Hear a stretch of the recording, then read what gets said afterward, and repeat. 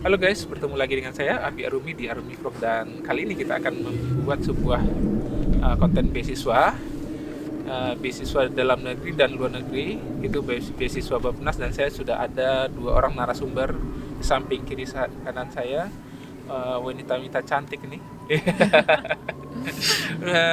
Ini siapa nih bersama saya nih? Atau siapa Oke. dulu nih? Oh ya, Ya. Belin dulu. Halo, nama saya Belinda Dwi Hita Puspita. Saya dari Kementerian Lingkungan Hidup Kehutanan, tapi instansinya ada di Pusat Pengendalian Pembangunan Ekoregion Kalimantan. Ya, perkenalkan nama saya Anita. Saya auditor dari Inspektorat Kabupaten Sleman. Oh, mantap. Dan kedua-duanya adalah pegawai negeri ya? Iya. Pegawai negeri. Nah, kita bicara tentang beasiswa Bappenas ya Mbak ya? Iya. Dalam negeri dan luar negeri. Iya. Nah, bisa terangkan nggak Mbak, beasiswa Bappenas itu apa? Oh ya, jadi beasiswa Bappenas itu bisa kita lihat sih nanti di websitenya. Iya. Nanti teman-teman buka aja di Pusdiklatren Bappenas ya. Mungkin nanti di sini Mas ada Iya. linknya ya nanti Iya. di bawah. Nanti jadi beasiswa Bappenas itu dibagi jadi 3. Pertama tuh beasiswa gelar, non gelar, Ya. sama JFP, jabatan fungsional perencana. Untuk yang beasiswa gelar itu yaitu yang kayak kami Ya. berdua ini untuk S2 sama S3.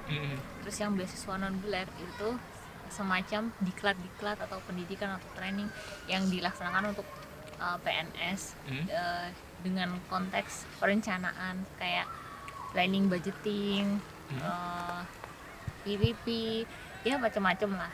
Oh, banyak di situ ya ininya. Ya. Sama yang terakhir tuh JFP. JFP itu pentingnya untuk sertifikasi buat perencana. Oh, gitu. PNS yang berencana.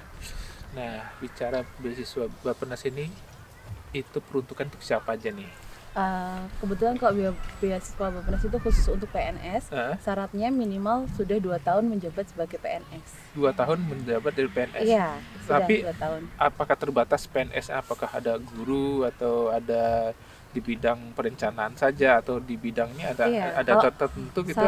Syarat utamanya sih sebenarnya khusus PNS, cuman masalahnya itu kan diperuntukkan untuk perencana. Jadi siapapun sebenarnya boleh mendaftar, cuman kesempatan untuk diterimanya itu agak sulit kalau bukan dari bidang perencanaan. Oh gitu. Oke. Karena ini lebih khusus ke perencanaan ya? Iya, khususnya tentang bukan hanya untuk perencana, tapi asal bidang kerjanya di bidang perencanaan atau yang berhubungan dengan perencanaan.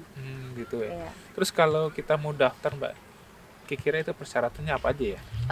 Kebetulan kalau saya itu dari Pemda Jawa. Dari Pemda Jawa itu syaratnya adalah untuk TPA, minimal skor TPA-nya kalau tidak salah ingat itu harus 525 minimal. Kemudian karena kebetulan saya itu milihnya double degree, syarat TOEFL-nya itu minimal 500 ya. 500. Ya. Apa di luar Mbak Bel ini, di luar Pulau Jawa apakah sama syaratnya? Nah, kalau saya memang kebetulan instansinya itu dari pusat, tapi penempatannya di daerah atau di Balikpapan, di Kalimantan. Jadi persyaratannya hampir sama kayak persyaratan di Jawa, karena dia itu pusat, tapi standarnya sama juga 525 untuk TPA dan untuk TOEFL-nya 500. Oh gitu. Terus kalau kita mau daftar tuh langkah-langkahnya step by stepnya seperti apa sih Mbak? Tahu nggak? Kalau persyaratannya mungkin pertama nanti tuh ada surat penawaran yang dikirim dari Bappenas ke beberapa instansi, dan dia juga diupload juga di websitenya itu mungkin sekitar bulan Juli. Jadi ya siap-siap aja bulan Juli itu kita buka website. Terus nanti paling lambat kita daftar online dan juga mengumpulkan berkas online itu di bulan September. Dan di bulan September itu kita juga harus mengirimkan berkasnya. Nah, berkasnya apa aja? Biasanya itu berkas-berkas administratif kayak surat rekomendasi dari kepegawaian kita atau Biro SDM atau BKD lah ya yang daerah. Terus sama ijazah, transkrip. Itu kita mendaftarnya secara pribadi atau dari instansinya yang mendaftarkan? Kalau saya pribadi, Ya. kalau misalnya online, saya pribadi yang melakukan pendaftaran online. Ya. Dari hasil registrasi online, kemudian nanti saya cetak, Hah? dilengkapi dengan syarat-syarat lainnya yang itu sudah disebutkan Belinda. Hah? Kemudian dari semua syarat ketika sudah saya pegang semuanya, Ya. nanti langsung secara kolektif sebenarnya Ya. sama kepegawaian di tempat saya. Oh, Jadi gitu. saya tidak secara pribadi mengirimkan berkas saya ke Bappenas, Tetapi tetapi melalui kantor. Oh, melalui kantor. Iya. Jadi tahapnya kita aplikasi kita kirim ke kantor dan nanti kantornya yang meneruskan ke Bappenas. Iya, melalui surat resmi dari Iya. kebetulan kok saya dari inspektorat. Jadi ketika semua dokumen sudah lengkap, Ya. saya serahkan ke kepegawaian di kantor saya. Kemudian dari kantor saya secara resmi mengirim surat ke BKD Sleman. Oh, gitu. Ya, jadi nanti seluruh pegawai di Sleman di kolektif di kepegawaian Sleman, kemudian baru dikirim ke Bappenas. Ya mungkin kalau Mbak Belinda Mbak udah, Belinda ya, ada- ya ada- udah. Mungkin ada tambahan. Kalau saya ya sama juga sih, mengirimkannya tuh pribadi karena emang dari instansi saya baru satu orang. Mungkin bisa kolektif kalau beberapa instansi itu ada beberapa orang yang mendaftar. Nah nanti setelah mungkin kita mendaftar, nanti ada pengumuman itu di bulan sekitar mungkin September juga ya. Bulan September ada pemanggilan buat tes TPA. Terus nanti di bulan itu juga mungkin ada pengumuman untuk siapa yang lanjut untuk tes TOEFL. Tes TOEFL mungkin nanti sekitar di bulan November. Dan setelah itu semua nanti Iya. bulan Desember pengumuman. Bulan Desember itu kebetulan pengumuman khusus untuk yang double degree. Double degree. Iya, karena kalau untuk yang dalam negeri biasanya di bulan Mei, tahun selanjutnya, tahun depan gitu. Tahun depan. Iya, Nah, sekalian sama gelombang keduanya. Oh, gitu. Iya, Antara itu. double degree dan dalam negeri itu apa berbeda atau sama? Sebenarnya syarat awalnya tuh semuanya sama, cuman bedanya mungkin di TOEFL. Karena kalau harus ke luar negeri atau ke double degree itu minimal kan syarat TOEFL-nya 500 sendiri. Kalau misalnya khusus hanya untuk dalam negeri, kalau nggak salah ya sesuai dengan tujuan universitas yang dituju. Kalau nggak salah sih sekitar 450 kali ya. 450. Iya.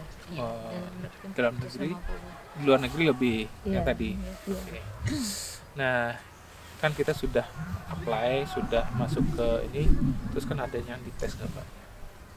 Maksudnya di tes? Ada tes wawancara dan sebagainya. Ada. Kalau tes wawancara itu sebenarnya ketika kita sudah melakukan tes TPA itu ada kayak ujian tertulis semacam tes wawancara seperti itu. Itu jadi tentang kayak kenapa sih kita memilih Bappenas dan sebagainya ada di situ juga. Itu kesulitannya dalam tes itu apa? Sebenarnya kalau ketika kita daftar juga itu kan ada disebutkan rencana studi. Jadi sebenarnya itu adalah kayak salah satu kriteria yang dinilai oleh Bappenas apakah kita itu layak atau enggak untuk mendapatkan beasiswa, karena beasiswa Bappenas itu tidak semata-mata hanya memandang siapa yang mendapatkan TPA tertinggi ataupun TOEFL tertinggi, tapi dari rencana studi itu juga dilihat juga gitu. Oh, gitu. Misalnya kan kita jelas, misalnya kita itu beneran, misalnya saya itu kan auditor, saya sebenarnya kalau auditor itu memang bukan perencana, tapi kebetulan saya memang berhubungan dengan bidang perencanaan. Jadi di situ di rencana studi saya menjelaskan bahwa saya tetap berhubungan dengan perencanaan. Kebetulan saya mengauditnya itu di Badan Perencanaan Daerah, kemudian jadi yang butuh perencanaan banyak. Jadi mungkin di situ bisa jadi masukan buat teman-teman ya. Poin-poinnya ya. Iya. Kalau Mbak Bel sendiri ada saran nggak ya buat teman-teman yang kalau misalnya daftar kayak gini supaya bisa lolos gitu sesuai dengan yang sudah dijalani gitu. Iya.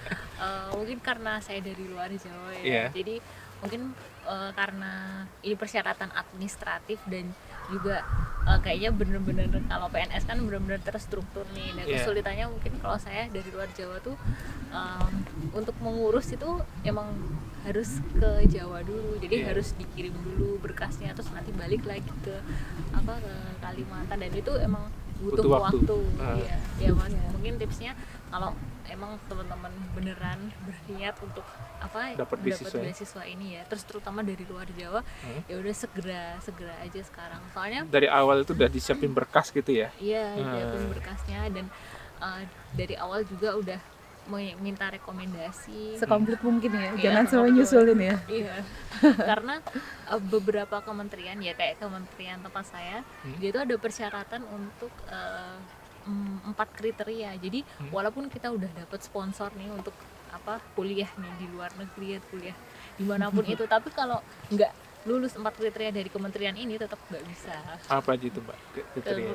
Kriterianya itu ya mungkin nanti Bisa dicari aja ya, bisa dilihat dilihat. aja di Oke. web di web Al-Azhar. Iya. Ya. Terus kalau kita udah kan ada kuliah di dalam negeri nih, double degree kan Mbak? Iya. Ada di luar negeri. Nah tantangan pasti beda dong gitu ya. Iya. Nah apa sih tantangannya? Sebenarnya sebelum kita kuliah di dalam negeri itu ada 6 bulan khusus namanya EAP, English for Academic Purpose. Jadi Yeah. kita sebelum kuliah dulu tuh kita dibimbing dulu pendalaman tentang bahasa Inggris kita. Karena yang nanti syarat buat double degree ke Belanda, khususnya kami itu kan ke Belanda, yang Yeah. dibutuhkan itu bukan TOEFL Yeah. tapi IELTS. Mhm. Ya, jadi kita nanti di pendalaman materi atau pendalaman tentang bahasa Inggris lebih mendalam selama 6 bulan. Yaitu salah satu syarat kami buat bisa mendaftar ke Belanda sini.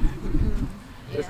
Terus ada juga mungkin persyaratan yang kayak motivation Iya. letter sama letter of recommendation Iya. dari universitas di Iya. Indonesia, dari Oh, dosen di gitu. Indonesia. Jadi membuktikan bahwa kami emang benar-benar bisa Iya. kuliah di situ. Tapi emang syarat utama Iya. TOEFL, IELTS. Iya. IELTS, ya. Jadi nanti kalau yang double degree itu Ya. kita 6 bulan EAP dulu, English for Academic Purpose, kemudian 1 tahun di Indonesia. Kebetulan kami di UGM.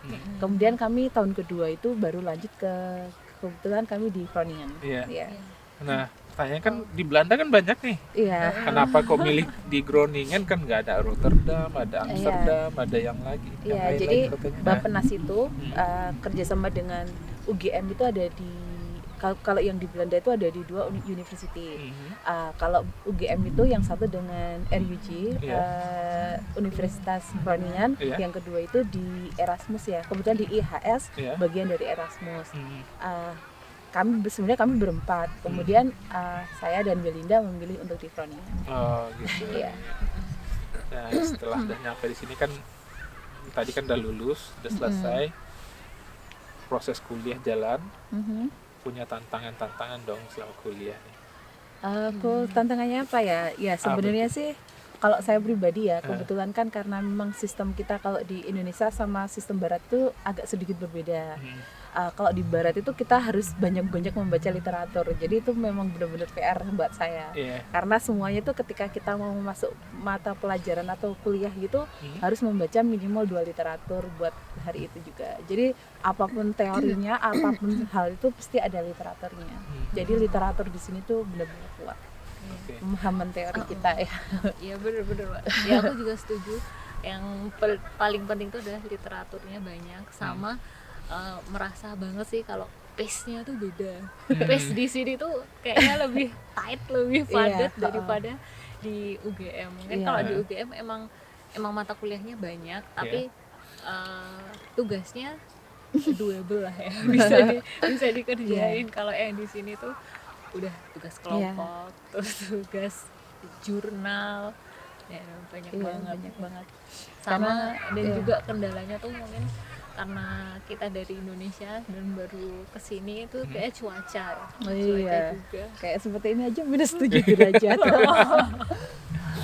Gloomy. Iya, gloomy ya. Padahal mataharinya cerah banget, cuman ya tetap -7 kan. Iya, ini pas matahari cerah aja. Iya. Nah Mbak Bel dan Mbak Nita ini kan sudah hampir setahun ya. Iya. Hampir setahun di sini. Punya pesan dan kesan untuk teman-teman yang mau ambil beasiswa ini enggak ya? Kalau misalnya sih, kalau saya pribadi, teman-teman kalau benar-benar pengen beasiswa Bappenas itu didalami atau dipikir baik-baik, terstruktur tentang rencana studinya. Karena menurut saya Bappenas itu tidak hanya menganggap, seperti yang saya bilang tadi, tidak hanya menganggap bahwa poin itu segalanya, tapi kayak motivasi kita. Jadi kalau misalnya memang benar-benar minat, jangan pantang menyerah. Misalnya kita sudah lulus semuanya, terus kemudian belum dipanggil Bappenas, jangan putus asa, jangan menyerah, tetap lanjut. Selama syarat-syarat terpenuhi, insya Allah teman-teman bisa mendapatkannya juga gitu. Iya. Kalau dari saya sih, terutama nih buat teman-teman yang di luar Jawa ya, yaitu karena mungkin kita minim arus informasi ya, harus proaktif sendiri untuk mencari informasi. Dan kalau misalnya udah dapet, ya persiapkan itu segera, karena jarak dari pengumuman, misalnya pengumuman ujian lolos seleksi administrasi, seleksi TPA dengan tesnya atau ujiannya itu tuh cuma jaraknya dikit. Jadi harus belajar dari sekarang, maksudnya dari sekarang tuh udah harus dicicil. Dan juga bener kata Mbak Nita tadi, benar-benar mempertimbangkan rencana studi. Kalau bisa dari Indonesia, ketika udah keterima nih pas di kuliah di Indonesia ya, terus mau persiapan ke luar negeri, siapkan banyak alternatif judul, alternatif data untuk ke depan, karena kalau kita udah punya pilihan kan gampang ya, mau milih apa ya, mau milih apa tapi kalau sedikit terbatas juga nantinya. Iya. Betul. Oh ya. Terus kalau misalnya sedikit tambahan juga, kalau misalnya teman-teman itu ingin pertanyaan tentang beasiswa itu jangan segan-segan buat bertanya sama pihak Bappenas, karena pihak Bappenas itu terbuka juga dalam hal pemberian informasi dan segalanya. Itu menurut saya Bappenas itu terbuka dan proaktif sekali, sangat-sangat membantu. Iya, benar-benar, terutama untuk yang di luar. Tadi. Iya, jadi kalau teman-teman sedikit kekhawatiran kira-kira misalnya di luar negeri saya bisa survive atau enggak tuh jangan khawatir, banyak teman-teman kita yang mendukung, bahkan banyak warga di sini yang benar-benar baik sama kita. Itu udah semuanya? Kira-kira? Udah? Oke guys, ini buat teman-teman untuk pegawai negeri ya, Mbak ya. Jadi ini adalah kesempatan baik. Kita sudahi dulu informasi beasiswa ini. Mudah-mudahan ini bermanfaat. Jangan lupa tombol like-nya di bawah, subscribe, dan see you the next video. Bye-bye.